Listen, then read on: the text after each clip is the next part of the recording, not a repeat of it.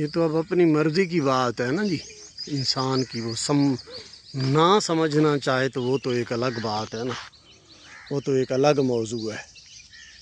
یہ ایک اور معاملہ ہے کہ اب ایک بندہ جو ہے وہ جان بوجھ کے سمجھنا ہی نہیں چاہتا تو وہ تو اس کی اپنی مرضی کی بات ہے۔ اگر انسان سمجھنا چاہے تو ایک ایک ذرہ کائنات کا جو ہے وہ انسان کو سمجھا رہا ہے۔ یہ جی صبح صبح کا وقت ہے، دیکھیں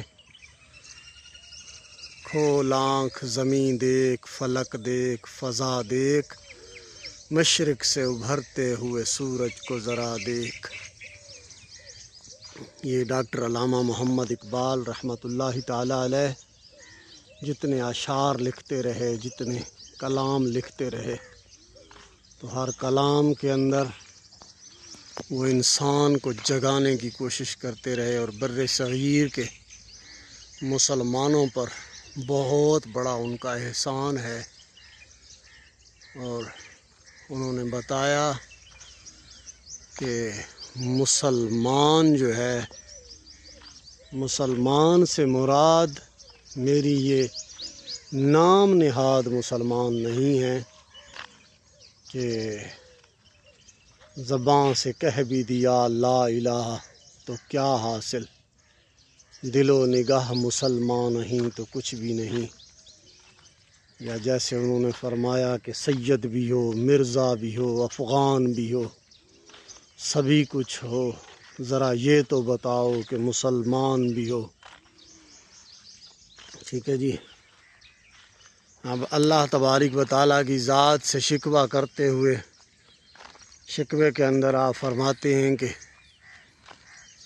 تیرے کعبے کو جبینوں سے سجایا کس نے، نوع انسان کو غلامی سے چھڑایا کس نے۔ اور پھر اسی شکوے کا خود ہی جواب دیتے ہوئے ارشاد فرماتے ہیں کہ تھے تو آبا ہی تمہارے مگر تم کیا ہو، ہاتھ پہ ہاتھ دھرے منتظر فردا ہو۔ یہ تو اب انسان کی اپنی مرضی کی بات ہے کہ اس کی قدرت کو مانے یا اس کا انکار کر دے۔ اچھا، ایک بہت بڑا اس میں یہ زبردست راز ہے کہ اگر کوئی شخص اللہ تبارک و تعالیٰ کی قدرت کا انکار کرتا ہے، اس کے ان شاہکاروں کا، اس کی ان نعمتوں کا، ان نظاروں کا اگر کوئی بندہ انکار کرتا ہے تو وہ یہ مت سمجھے کہ اس نے جو کچھ کہہ دیا تو وہ ٹھیک ہو گیا۔